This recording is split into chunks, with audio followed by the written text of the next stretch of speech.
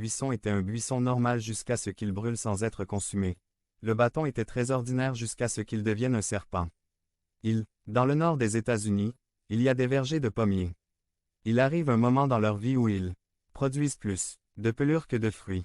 La seule solution est de les tailler à fond, et l'année suivante ils produiront plus de fruits que jamais. Tu dois arrêter de dépendre de toi-même. La tempête nous emmène dans un autre monde. 13 hommes dans le bateau. 1. Endormis, 4 pêcheurs portant tout, et 8 qui sont spectateurs. En un certain temps donné, chacun décide de participer. C'est la même chose dans l'Église aussi. Nous pensons que les pasteurs et les diacres peuvent tout faire, mais ensuite survient une tempête plus grande que ces hommes. La tempête conduit à l'unité. 4. La tempête le met à genoux. Vous faites tout ce que vous pouvez, tout ce qui est en votre pouvoir. D'autres essaient de vous soutenir de tout leur cœur, mais il s'avère que le seul qui peut calmer votre tempête est le Sauveur. Vous devez vous humilier et crier au Maître de la tempête. La tempête est autorisée à rendre gloire à Dieu.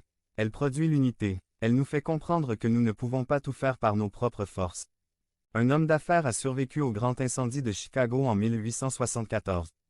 Beaucoup ont perdu leur entreprise et leur maison. Cet Horatio Spafford a donné beaucoup d'argent pour reconstruire les entreprises. Environ 3 ans plus tard, lui et sa famille décident de partir en vacances en Europe. Horatio a envoyé sa femme et ses 2 filles en bateau. Il lui restait à terminer quelques derniers détails commerciaux et il allait ensuite les rattraper dans quelques jours. Le lendemain, il reçoit un télégramme l'informant du naufrage du devenez membre de la chaîne et AIDEZNOUS à propager la parole de Dieu à travers le monde. Samedi 16 mars 2024. Parler à Dieu en 5 minutes. Description du navire vidéo. Ses 2 filles sont mortes, mais sa femme a été sauvée. Il a passé des jours à l'agonie. Un jour, Horatio et sa femme passèrent par le même endroit où leurs filles se noyèrent.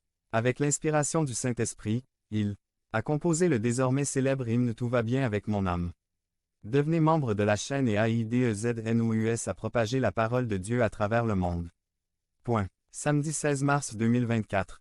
Si vous croyez en la puissance de Dieu. Commentaire 11. La jeune fille chaste. Résumé. Pensée pour un quinçagneau. Par Craig Bennet. La jeune fille chaste et pure.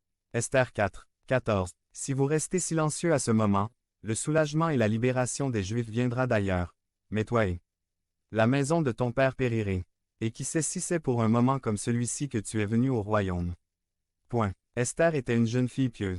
Le peuple de Dieu vit dans une époque difficile. En suivant sa vocation distincte, elle était utilisée pour apporter le salut à son peuple. 3 leçons. 1. Que vous n'oubliez jamais Dieu est aux commandes. Vous pouvez lui faire confiance. La Bible utilise le terme